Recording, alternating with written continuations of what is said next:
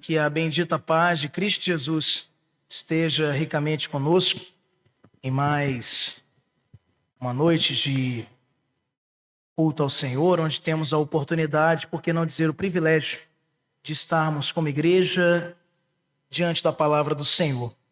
Abra comigo, meu irmão, você que puder, fique de pé e vamos acompanhar nesta noite o último sermão da série de exposições em Tito. E vamos hoje expor o capítulo de número 3, para que eu chame a sua atenção para a porção da palavra de Deus que se encontra na carta de Paulo a Tito, capítulo 3, versos de número 1 até o verso número 15.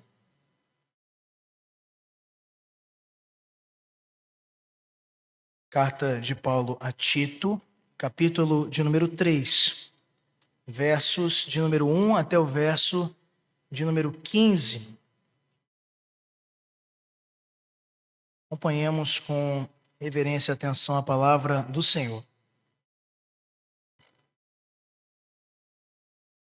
Lembra-lhes que se sujeitem aos que governam, às autoridades, sejam obedientes, estejam prontos para toda boa obra. Não difamem a ninguém, nem sejam altercadores, mas cordatos, dando provas de toda cortesia para com todos os homens. Pois nós também, outrora, éramos nécios, desobedientes, desgarrados, escravos de toda sorte de paixões e prazeres, vivendo em malícia e inveja, odiosos e odiando-nos uns aos outros. Quando, porém, se manifestou a benignidade de Deus, nosso Salvador, e seu amor para com todos, não por obras de justiça praticadas por nós, mas segundo sua misericórdia, ele nos salvou mediante o lavar regenerador e renovador do Espírito Santo, que ele derramou sobre nós ricamente, por meio de Jesus Cristo, nosso Salvador, a fim de que, justificados por graça, nos tornemos seus herdeiros, segundo a esperança da vida eterna. Fiel é esta palavra. E quero que, no tocante a estas coisas, faças afirmação confiadamente para os que têm crido em Deus, sejam solícitos na prática de boas obras. Estas coisas são excelentes e proveitosas aos homens. Evita discussões insensatas, genealogias, contendas e debates sobre a lei, porque não têm utilidade, são fúteis. Evita o homem faccioso, depois de admoestá-lo primeira e segunda vez. Pois sabes que tal pessoa está pervertida e vive pecando, e por si mesma está condenada. Quando te enviar Ártemas ou Tíquico, apressa-te a vir até Nicópolis ao meu encontro. Estou resolvido a passar o inverno ali. Caminhe com diligência Zenas, o intérprete da lei, e Apolo, a fim de que não lhes falte coisa alguma. Agora, quanto aos nossos, que aprendam também a distinguir-se nas boas obras a favor dos necessitados, para não se tornarem infrutíferos. Todos os que se acham comigo te saúdam. Saúda quantos nos amam na fé. A graça seja com todos vós. Vamos orar ao Senhor mais uma vez. Curva a sua cabeça em reverência ao Senhor. Pai Santo, diante da Tua palavra, nós não queremos nos engrandecer. Diante da Tua palavra, não queremos, Senhor, nos exaltar. Diante da Tua palavra, nós queremos nos apequenar. Queremos nos humilhar. Queremos ser por ela ministrados, educados, instados, corrigidos e edificados.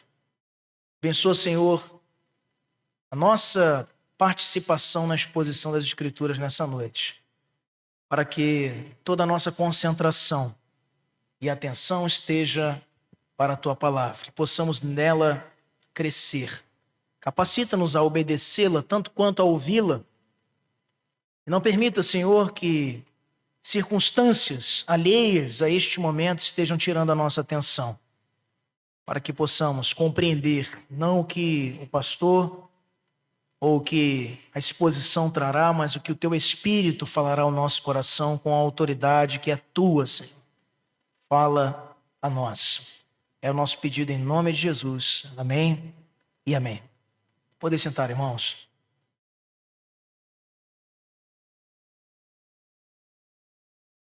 No século XIX, muito tempo atrás, portanto, um jovem sapateiro da Inglaterra, sem nenhuma formação teológica, começou, ao examinar o contexto de necessidade, não somente do seu povo, como também de outros povos, a sentir um peso, a sentir um pesar, uma dificuldade, um profundo peso pela falta do evangelho chegando aos povos.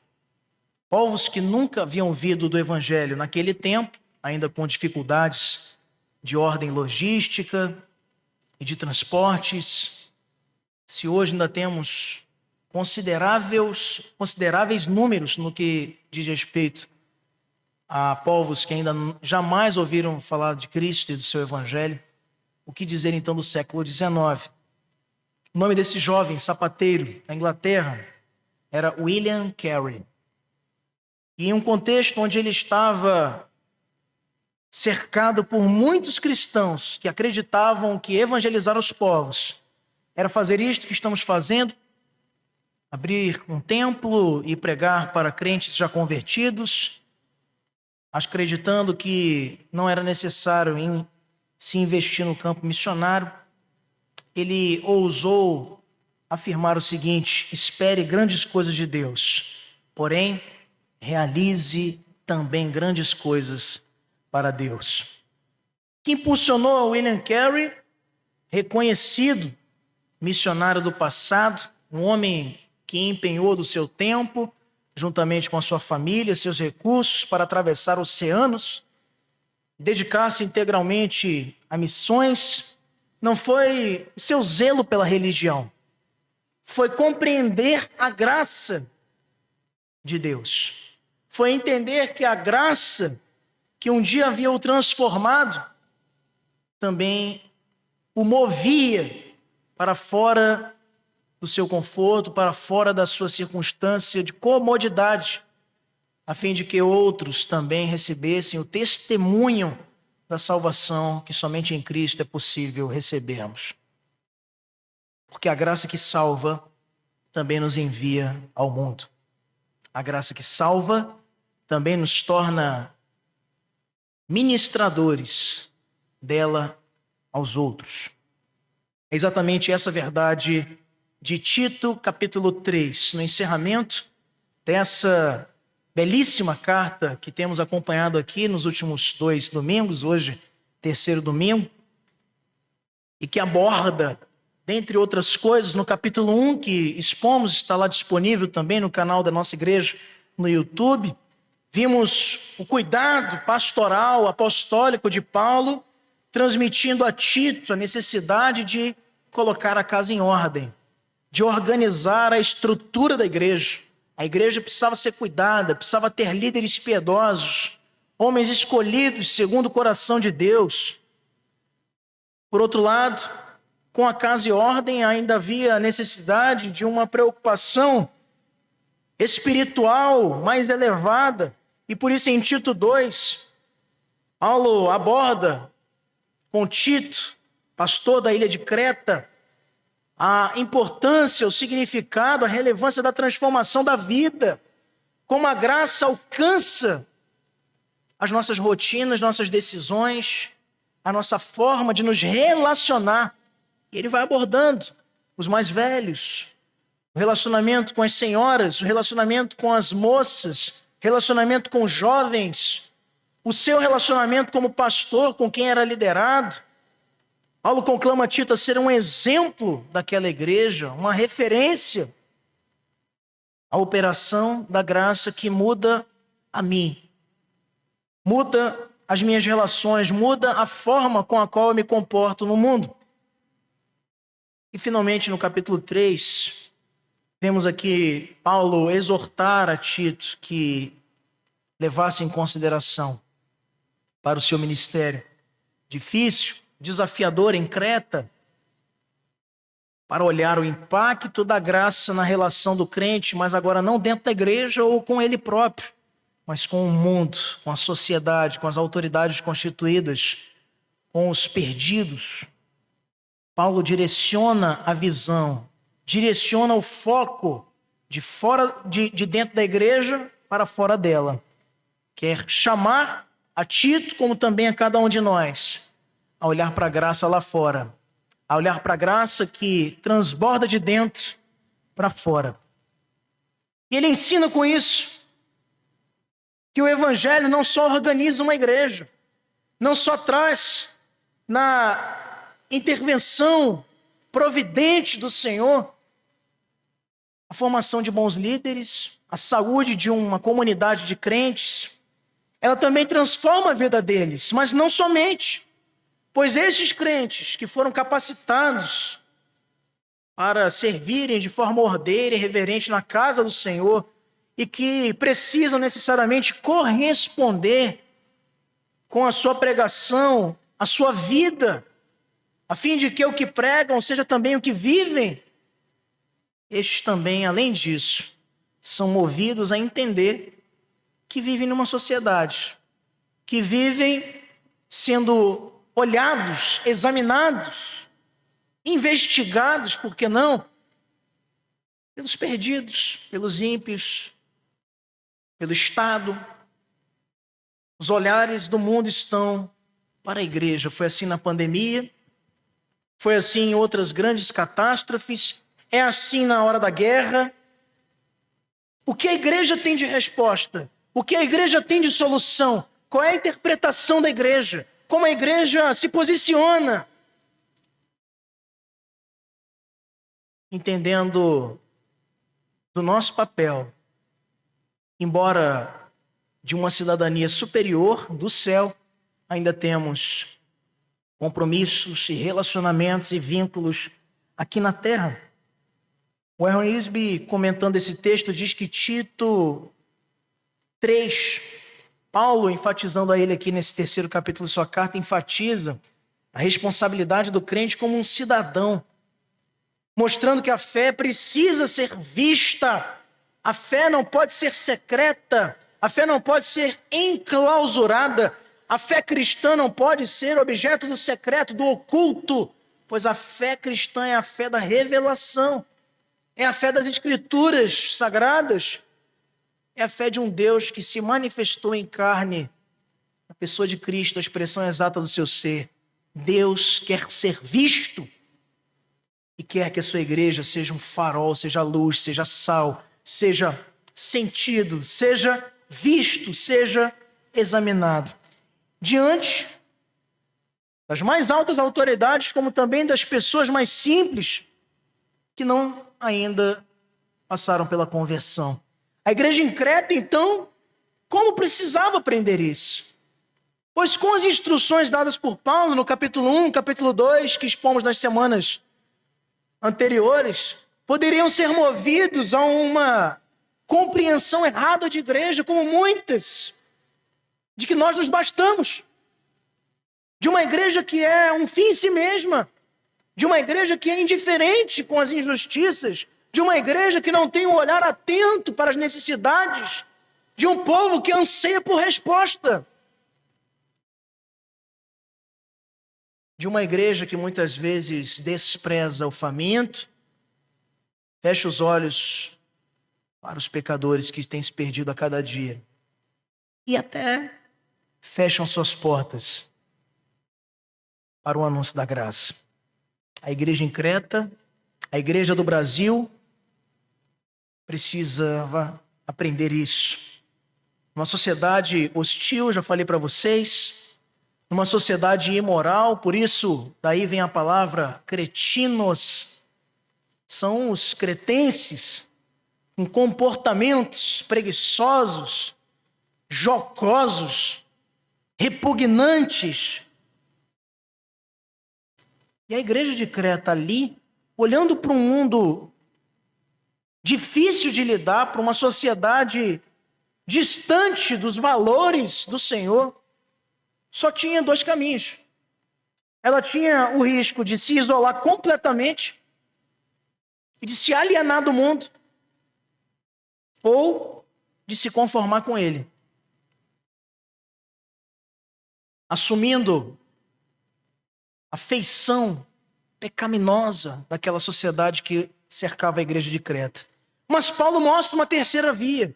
Ele olha para Tito como um pastor e recomenda aquele seu cooperador, deixado ali por Paulo, para que se esforçasse com diligência, com compromisso, para com os seus líderes, para com as senhoras, para com os anciãos, para com os jovens, para com as moças, para a mobilização dos crentes de Creta a pensar diferente. Nem isolamento, nem conformidade. Vivam no mundo como testemunhas transformadas pela graça. Influenciem o mundo com a graça que um dia influenciou e transformou vocês. A liturgia reformada, nada é por acaso. Se tem uma das coisas que são belas na tradição reformada, uma delas é essa.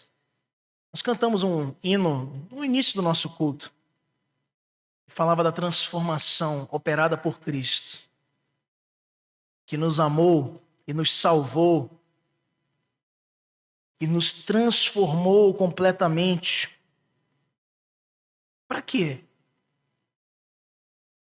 Para ignorarmos o mundo em que estamos ou para cedermos às suas culturas, às suas tendências, às suas modernidades? Nem uma coisa, nem outra. Olha que está a nos apresentar. O Senhor está a nos apresentar um desafio muito maior.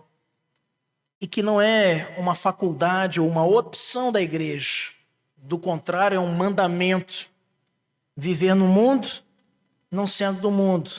Viver no mundo e testemunhar da graça que transforma, liberta e cura. Nesse capítulo nós encontramos então 3 verdades fundamentais. Primeira, é que a graça define o nosso comportamento na sociedade. Segunda, é que a salvação revela a obra soberana de Deus em nós. E terceira, é que a vida cristã deve ser dedicada ao bem, deve ser dedicada a um viver frutífero. E todas essas verdades caminham juntamente numa única destinação: mostrar que o cristão, embora não pertença ao mundo, foi enviado a ele com um propósito. De que maneira então nós, hoje, nessa noite, podemos meditar nas lições desse texto para compreender a forma como a graça que nos salva também nos opera transformação na nossa relação com a sociedade? Em primeiro lugar, queridos, nós aprendemos neste texto que a graça nos chama a viver como testemunhas no mundo. Os versos número 1 e 2 nos apresentam esta verdade.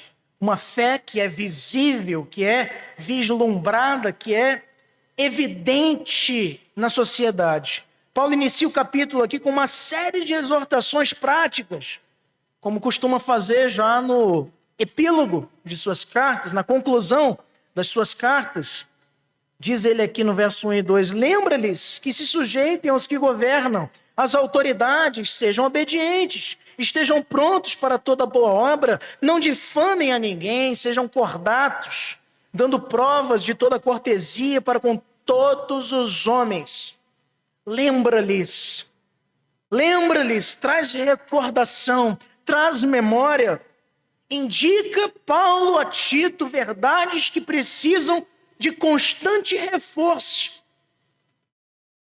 Indica Paulo a Tito verdades que são facilmente esquecidas.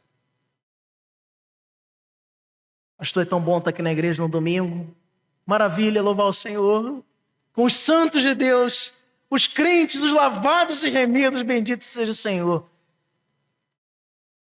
Mas a fé, ela é desafiada, não é aqui dentro. É quando te defraudam, é quando te humilham, É quando você sofre um acidente no trânsito, ou quem sabe briga e discute com alguém da sua convivência, e como você vai se comportar diante disso. Vida real. A vida cristã, ela acontece lá fora.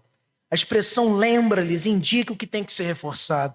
O comportamento do cristão no mundo, diante desse termo que pode passar desapercebido do nosso exame desse texto, mostra o cuidado de Paulo para lembrar que a vida cristã não é automática. Que a gente não baixa um pacote de formas de viver cristã e faz o download e dá o play e pronto, agora é só ser feliz. Tem que ser lembrado, tem que ser relembrado, tem que se memorizar, tem que lembrar de novo. O comportamento do crente não é robótico, não é mecânico, não é automático. Tem que ser cultivado, tem que ser lembrado.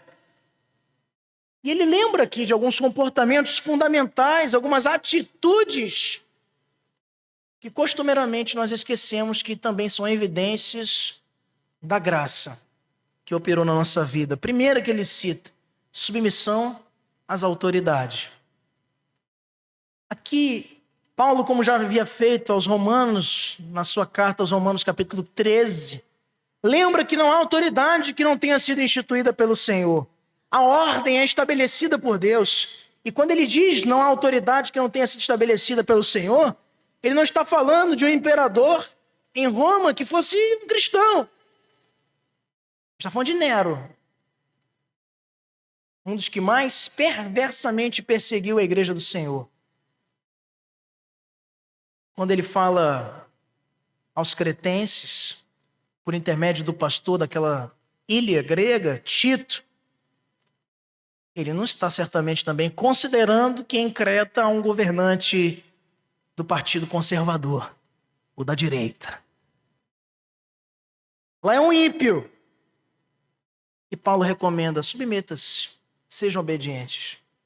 Prontidão para boas obras, disposição para fazer o bem, atitudes que evidenciam e testemunham a graça que operou na nossa vida, lá fora.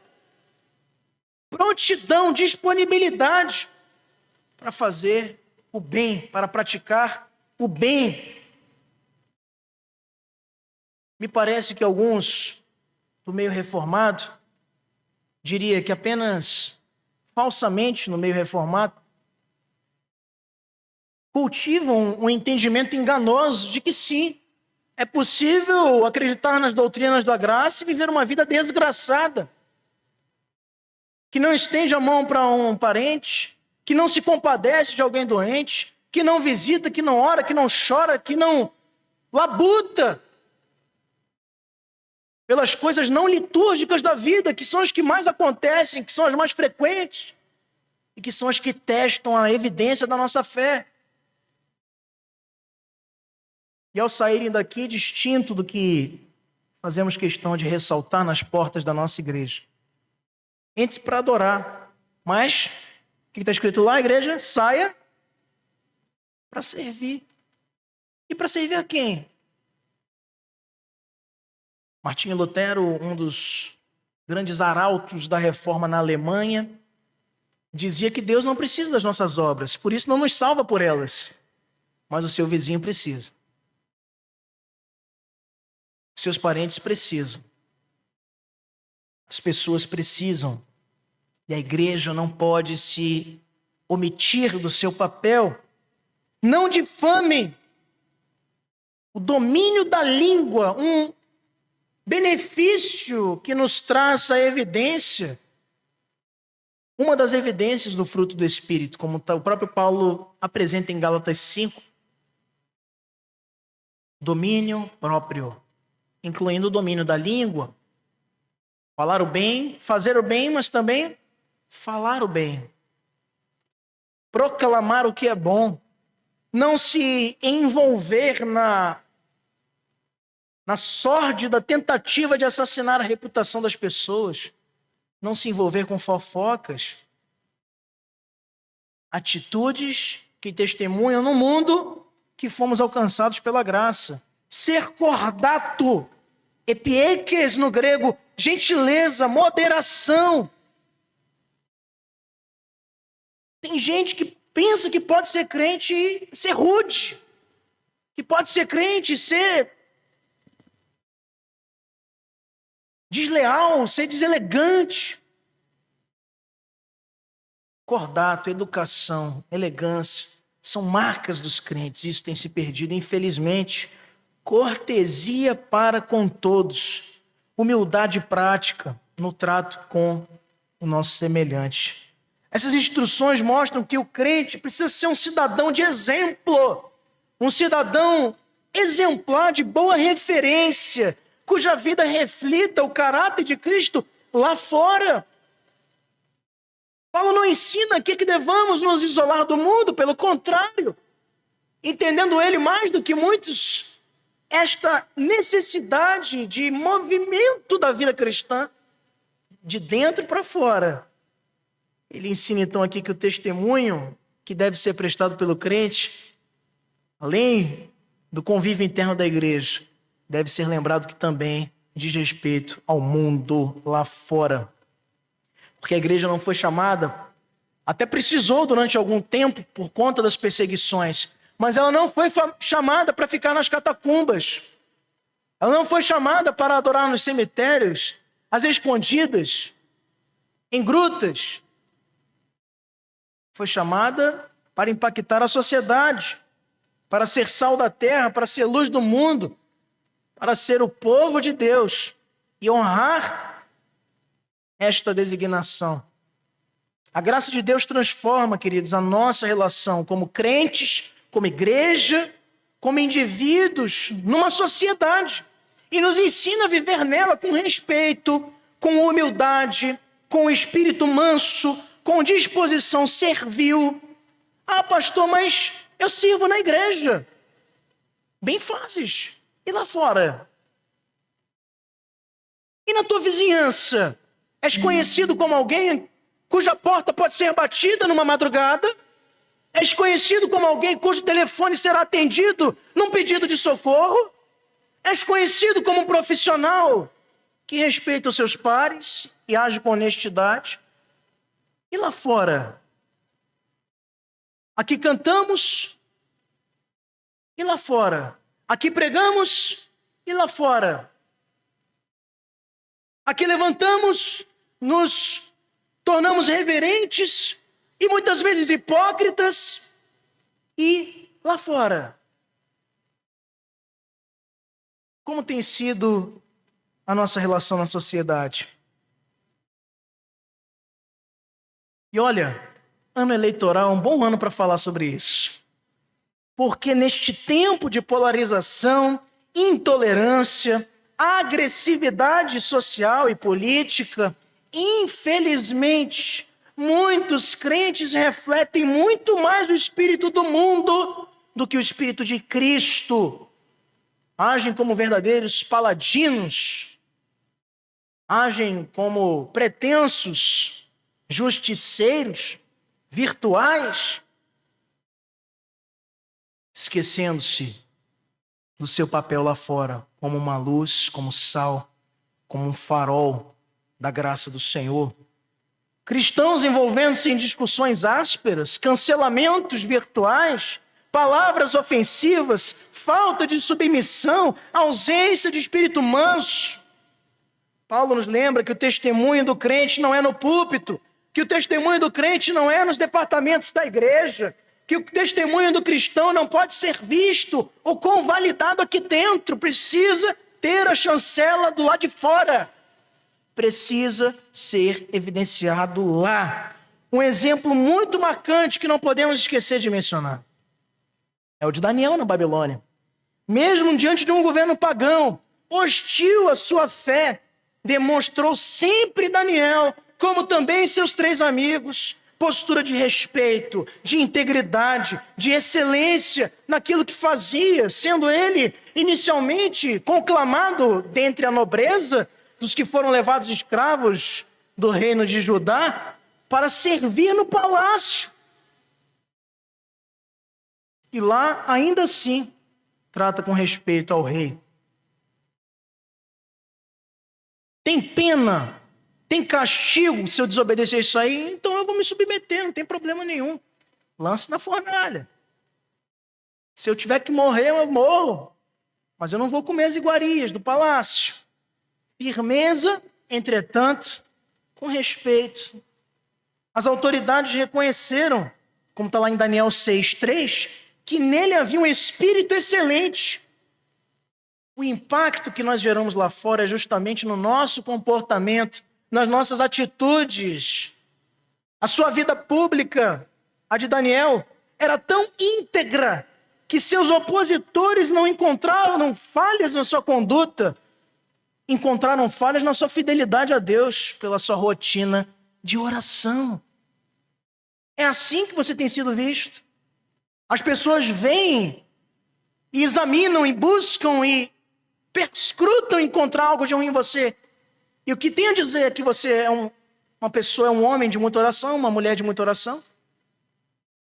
O que elas têm a dizer contra você é que você é uma pessoa muito piedosa, que você é boa demais. Certa vez eu ouvi isso num certo local em que trabalhei. Seu problema é que você trabalha demais. Eu até trabalhava demais mesmo, mas eu não sabia se era um elogio ou se era um ataque à nossa reputação. Daniel nos ensina, como Paulo aqui ensina a Tito, que é possível viver num ambiente de corrupção sem se corromper. É possível conviver no palácio sem se contaminar, sendo ao mesmo tempo submisso às autoridades e ainda assim fiel ao Senhor. John Stott escreve em uma de suas obras: o cristão é chamado a ser uma influência positiva, mas não através da força, e sim do caráter. Romanos 13:1 nos diz: todo homem esteja sujeito às autoridades superiores, porque não há autoridade que não proceda de Deus. Em Mateus capítulo 5, verso 16, Cristo declara assim: brilhe também a vossa luz diante dos homens, para que vejam as vossas boas obras e glorifiquem a vosso Pai que está nos céus. A graça de Deus redefine completamente a nossa postura no mundo. Nós deixamos de agir como outrora orgulhosos, duros, rebeldes, para viver humildes, mansos, dispostos para a prática do bem.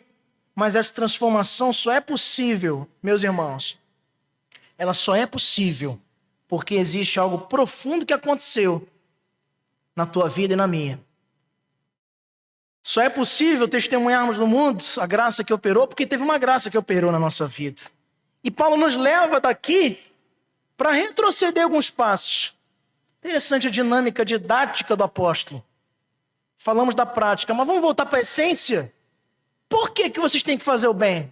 Por que vocês têm que se comportar bem na sociedade? Por que a integridade e o compromisso de vocês tem que ser um exemplo? Porque a poderosa obra da salvação foi operada em nosso viver. E é o que ele nos ensina, em segundo lugar, nos versos número 3 até o verso número 7, nos diz que a graça revela a obra soberana da salvação. Paulo quer aqui fazer um contraste impressionante, nos apresentando o milagre da regeneração. Pois nós também outrora éramos nécios, desobedientes, desgarrados, escravos de toda sorte de paixões e prazeres, vivendo em malícia, inveja, odiosos e odiando-nos uns aos outros.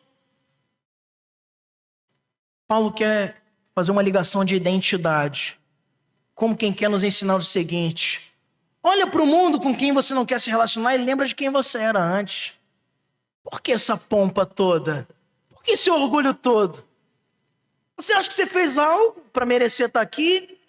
Ou que a graça foi conquistada por você? Acaba com essa arrogância, acaba com esse orgulho. Porque era isso que você era. Outrora, antes de Cristo operar em nós, também éramos nécios, loucos, insensatos, desobedientes, desgarrados, escravos das paixões, dos prazeres, das lascívias, do ódio, das invejas.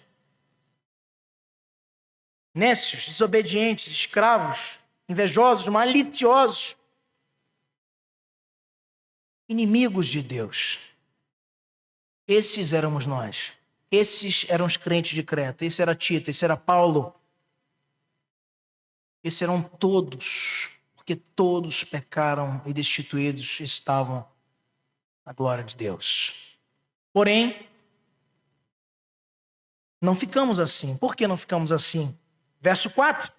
Quando, porém, se manifestou a benignidade de Deus, nosso Salvador, e o seu amor para com todos, não por obras de justiça praticadas por nós, mas segundo a sua misericórdia, ele nos salvou mediante o lavar regenerador e renovador do Espírito Santo, que ele derramou sobre nós ricamente por meio de Jesus Cristo, nosso Salvador, a fim de que, justificados por graça, nos tornemos seus herdeiros, segundo a esperança da vida eterna.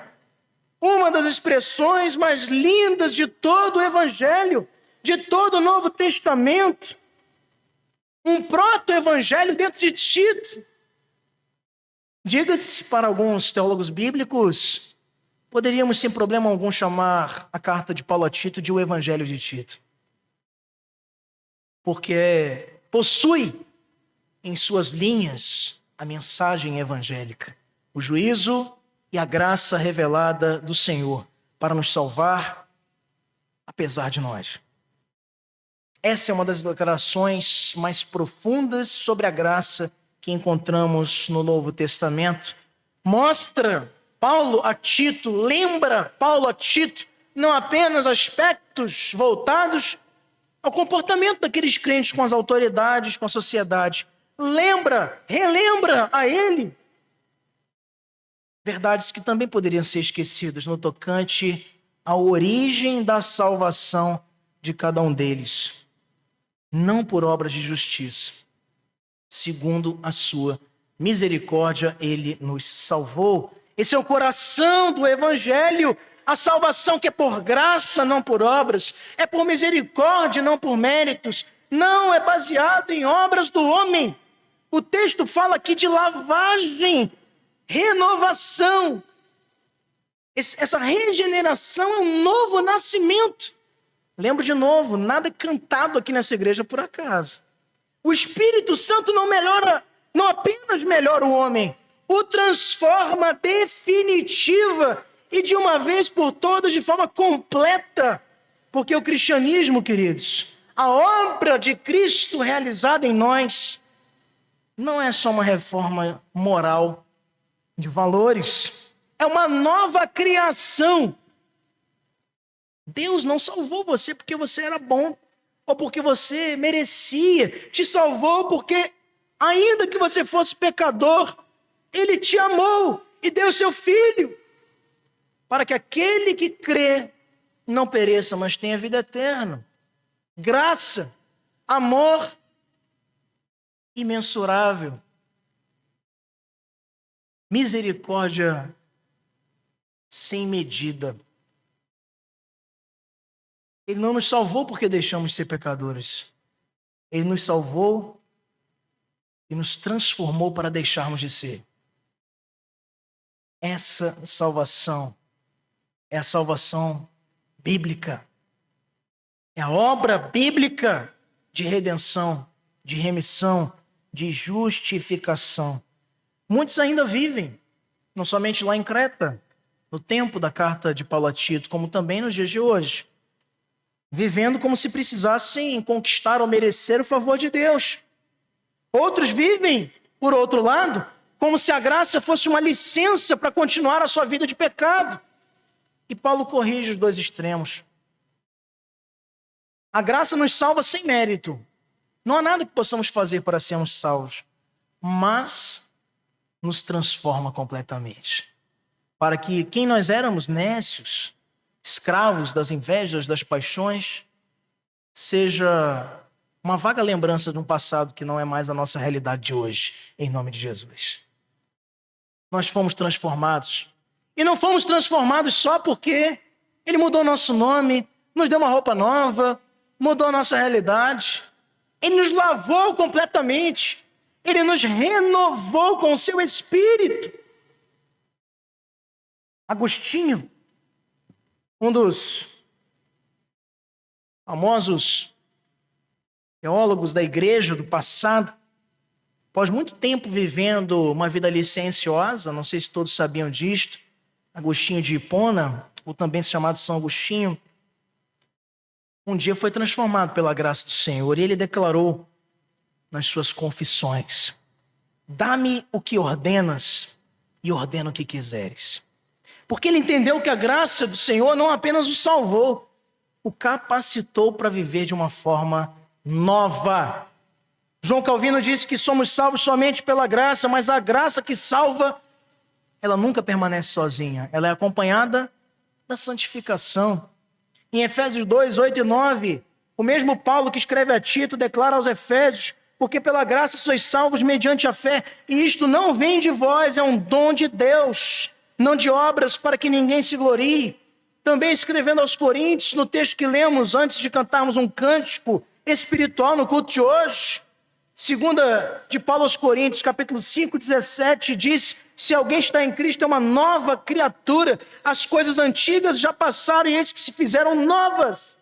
Paulo nos lembra aqui que a nossa vida não nasce, não brota, não é gerada pelo nosso esforço, por um curso feito, pela sua frequência anual na igreja, ou pela quantidade de vezes que você leu a sua Bíblia. Não! Fomos regenerados, renovados, justificados, nascidos mais da água e do Espírito. E não por aquilo que nós possamos comprar, medir ou conquistar com a força dos nossos braços. Essa vida, essa realidade mesquinha, pequena, pobre, de uma fé que se compra, que é conquistada, também perdida. Essa vida nova, apresentada em auditórios lotados, por homens que se chamam pregadores, mas na verdade são coaches, falsos mestres,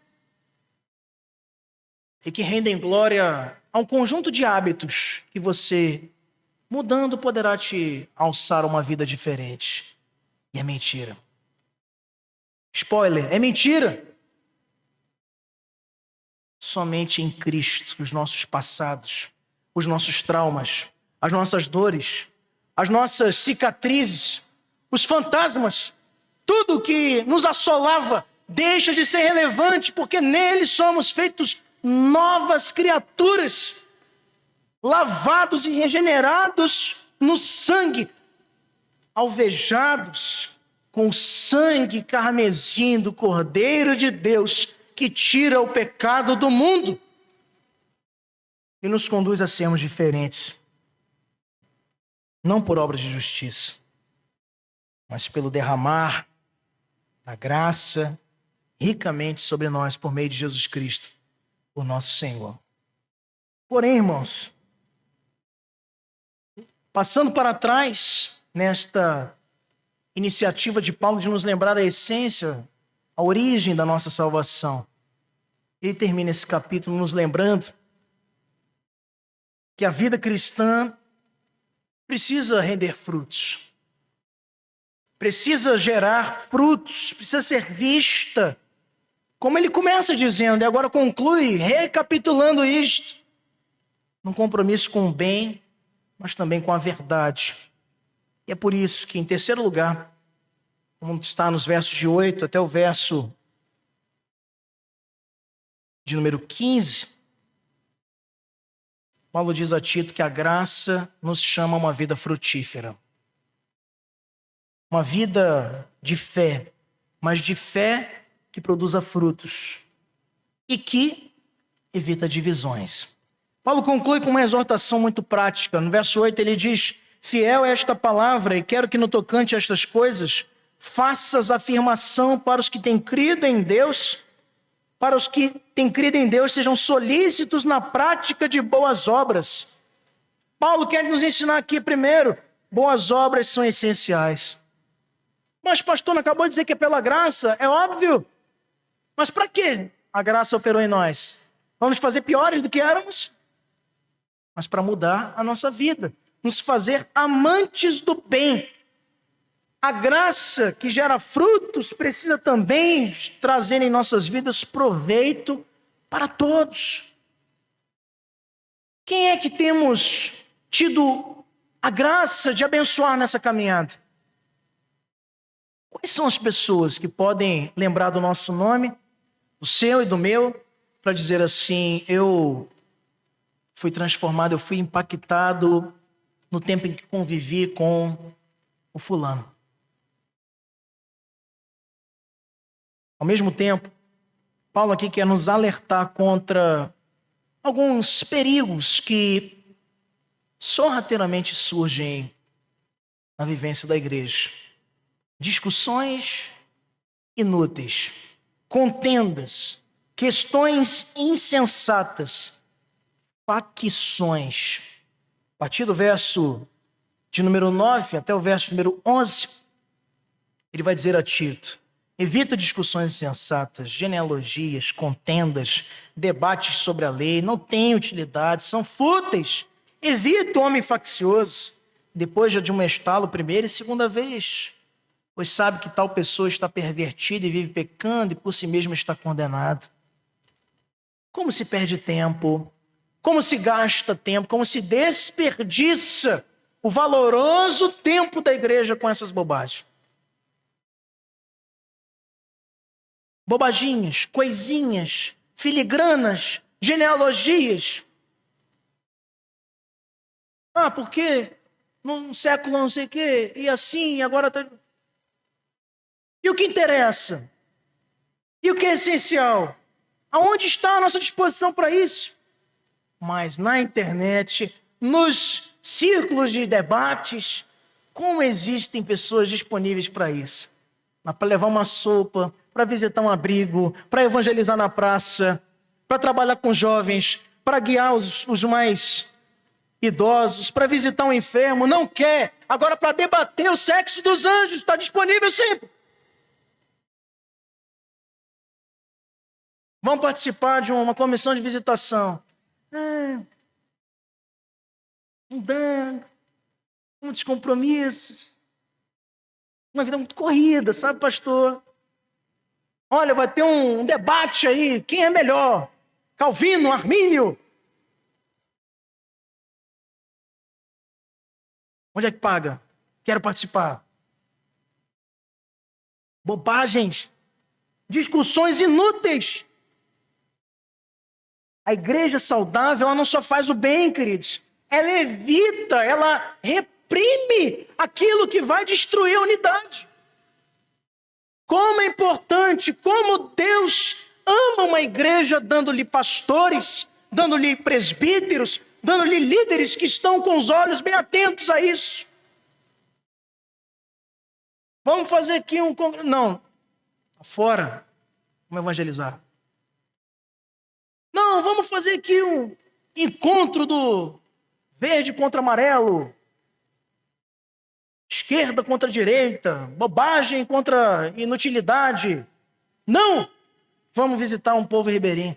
Vamos evangelizar, vamos comprar a Bíblia e doar. Vamos pregar o evangelho, vamos viver a vida de cristão lá fora.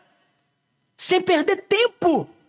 Evitando e corrigindo aquilo que poderá eventualmente destruir a unidade e a saúde do rebanho.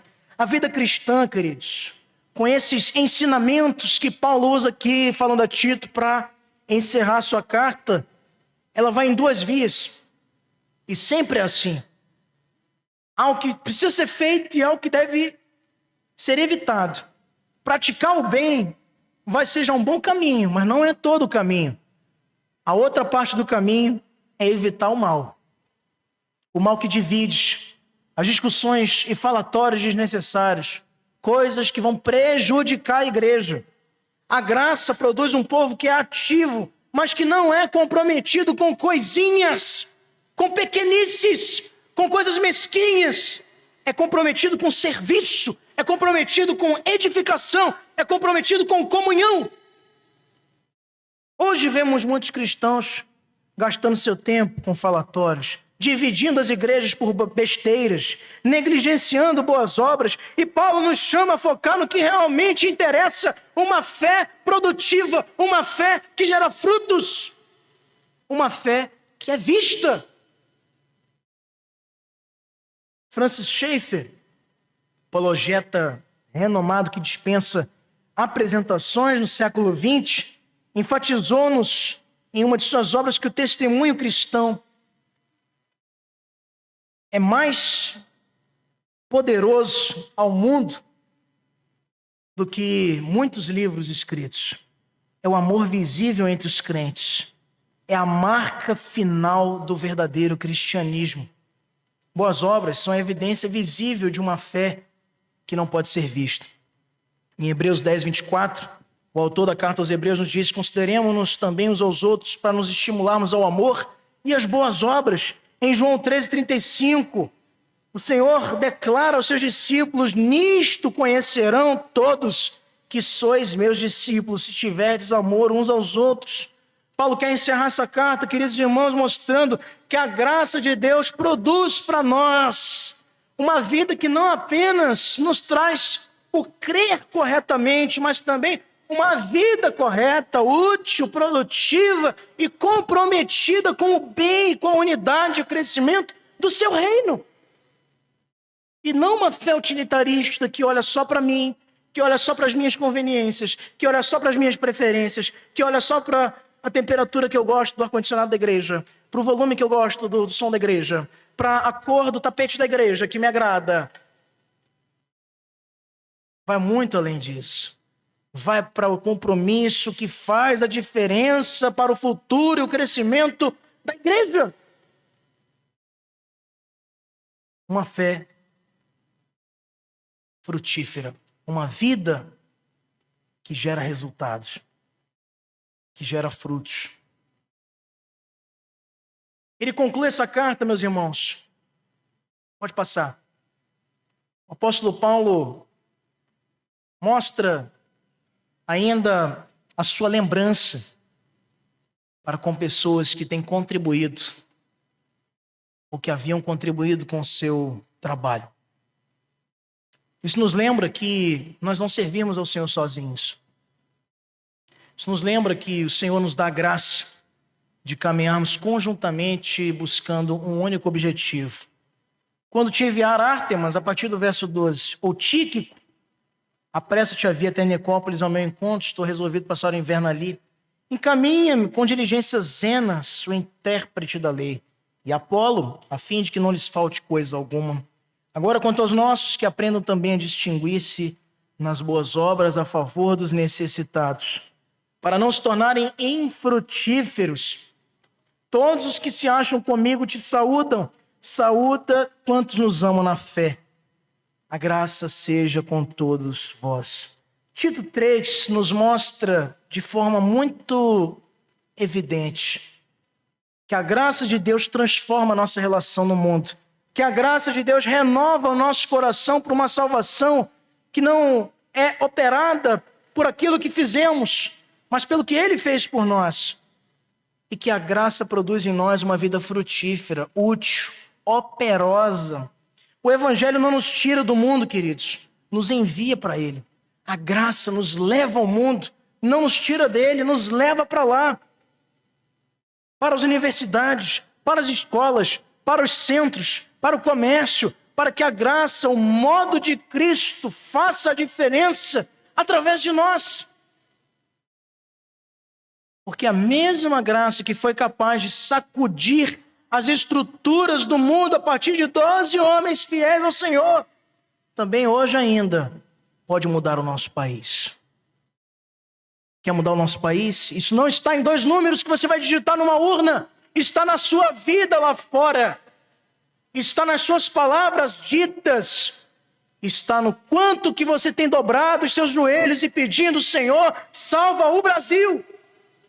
Salva a minha família. Salve, Senhor, a nossa cidade. Torna-nos mais santos. Graça, modo, comportamento, mas nos direciona para a missão. Queridos irmãos, hoje, Nessa noite, Deus tem nos chamado não apenas a admirar a beleza da graça, como cantamos semana passada, maravilhosa graça. Ele não quer que fiquemos contemplando ad eternum a sua graça. Ele quer que vivamos mostrando o poder transformador dessa graça todo dia. Nós não podemos sair daqui hoje como espectadores da verdade. Nós somos chamados a ser testemunhas vivas dela. Nas suas palavras, nas suas atitudes, nas suas decisões, revelando que você foi alcançado, mudado, transformado, feito nova criatura por algo sobrenatural, e que este algo sobrenatural se chama graça redentora, e esta graça pertence a Cristo, o seu Senhor. Nossa vida no trabalho, em casa, na igreja, na sociedade, precisa declarar, não só silenciosa, como também altivamente, a graça me transformou. Porque no final, queridos irmãos, o mundo não vai ser impactado por aquilo que dizemos sobre o Evangelho. Ele não está muito interessado no que você tem a dizer, embora você precise dizer sim, mas ele vai ser verdadeiramente impactado por aquilo que você vive. E quando a graça se torna viva, ela se torna irresistível àqueles que ainda não conhecem a Cristo, seja para o seu juízo, seja para a sua salvação. Eles saberão, eles sentirão, eles estarão expostos a alguém que mudou, alguém que é diferente, alguém que nasceu de novo. E chegando ao fim dessa jornada em Tito, em 3 domingos, meditando nas palavras de um velho apóstolo a um jovem pastor na ilha de Creta, nós começamos olhando para a organização da casa. Paulo o deixou lá para deixar tudo em ordem. Seguimos olhando a transformação que a graça opera no nosso íntimo. E agora nós somos erguidos para ir ao mundo dizer o que foi feito conosco. Da ordem, somos chamados a obedecer. Da doutrina, somos chamados à vida. Da graça recebida, somos chamados à graça proclamada. Tito não encerra suas linhas aqui, no verso 15 do capítulo 3, com teoria. Tito termina com missão. Não termina com palavras, mas nos molda para a prática. Não termina dentro da igreja. Termina nas ruas de um mundo que precisa do Evangelho. E a pergunta final que ecoa para você: seremos apenas ouvintes dessa graça? Ou seremos evidências vivas dela? Que o Senhor nos livre, que o Senhor nos liberte de uma fé que se acomoda, que o Senhor nos remova a acomodação e nos conduza, nos dirija, nos mova para uma graça que molda e envia e nos encoraja para ser cristãos de verdade, em nome de Jesus. Porque no fim, meus irmãos, a igreja que Deus levanta é aquela que vive o que prega, que pratica o que aprende e que revela ao mundo o poder da salvação que um dia foi operado em nós. Atendamos a essa exortação do Senhor. E lembrando do que nesses 3 domingos falamos sobre Tito, nos submetamos a nos oferecer para que Deus faça da nossa vida o que Ele quiser.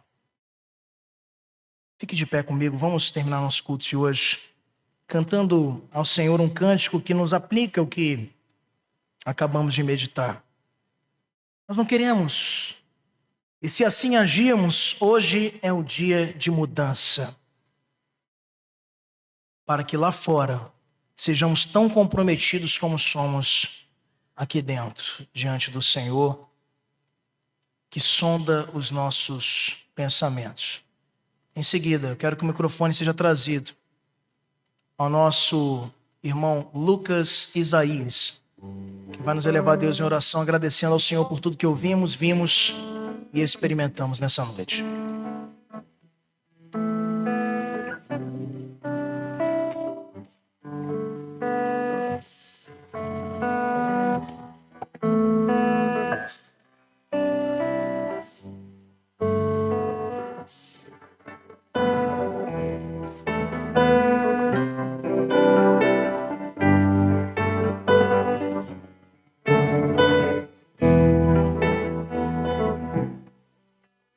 Cada vez que eu abri a minha boca,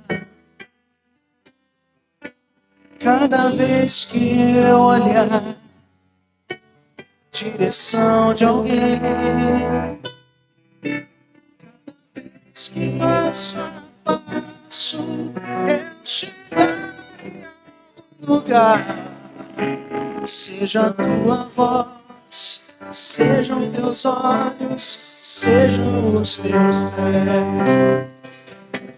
Cada vez que eu tocar, sem pranto. Cada vez que eu fizer o que já não se faz, cada vez que esse silêncio eu dou a outra face, sejam tuas mãos, seja a tua graça e o teu amor. Eu quero te servir, eu quero te obedecer, viver tua vontade, refletir tua verdade, jogar com minha vida, em tudo te adorar, mestre, amigo, amado Jesus, esse é o meu querer.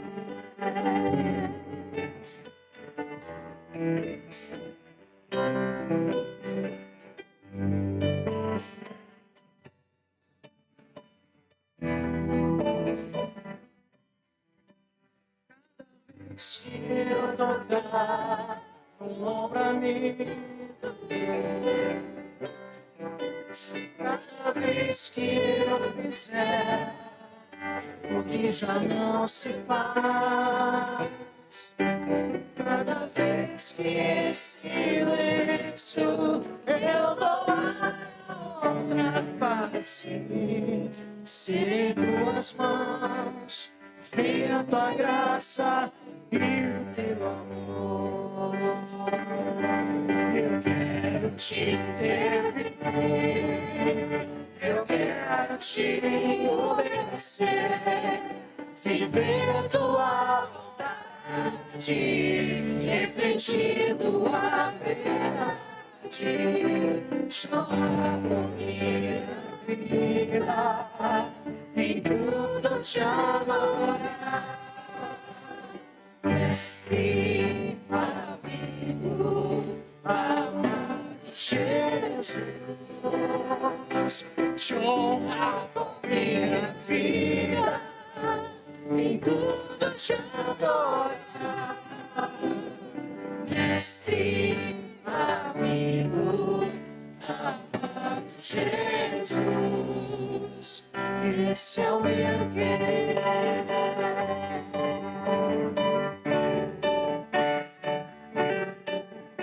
Esse é o meu querer.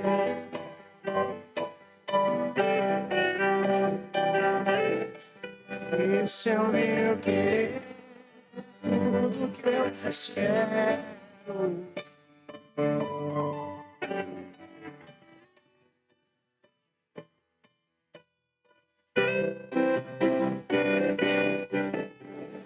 quero te servir. Eu quero te obedecer, viver tua vontade, refletir tua verdade, chorar com minha vida, em tudo te adorar, Mestre, amigo, Jesus, esse é o meu querer.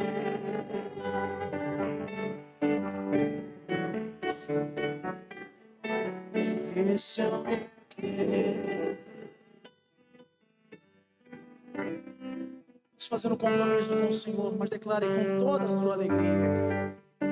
Para sairmos daqui comprometidos nessa noite, um agir diferente, uma vida que não seja apenas de palavras, de hipocrisias, mas uma vida de obediência prática ao Senhor. Nós não queremos ser encontrados como sepulcros caiados, denunciados pelo Senhor Jesus, de uma fé fingida, de uma fé vazia. Nós queremos ser chamados pelo Senhor benditos. Queremos ser capacitados por Ele para viver o bem. E não apenas cantarmos isso que cantamos, como também vivermos com todo o nosso coração.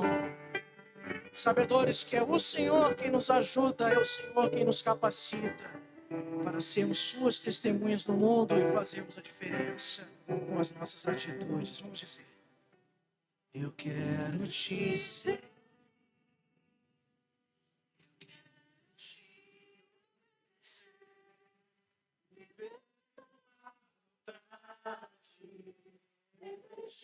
Tua verdade,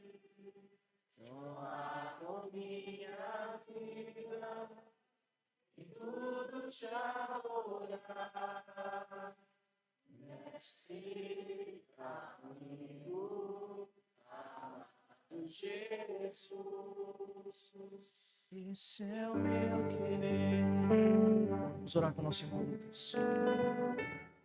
Grandioso Deus e eterno Pai, estamos aqui, Deus, reunidos na Tua presença, Deus, para agradecer, para adorá-lo e manifestar, Deus, toda a nossa fé, todo o nosso amor por Ti.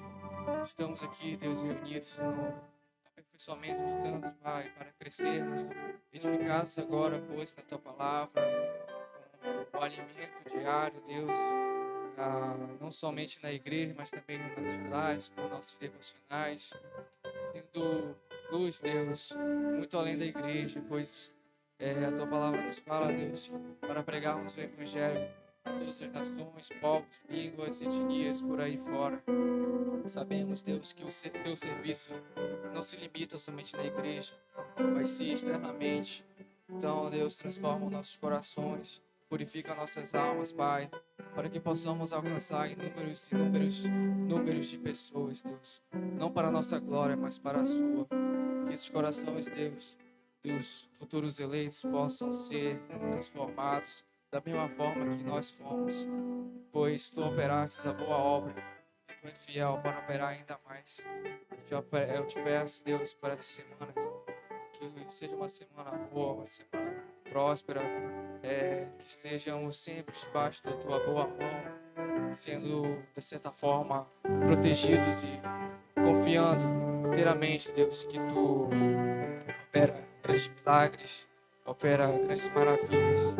Então, Deus, te rogamos, Pai, que continue conosco, não somente hoje, mas para todo sempre. É o que eu te peço, em nome de Cristo. Amém. Recebam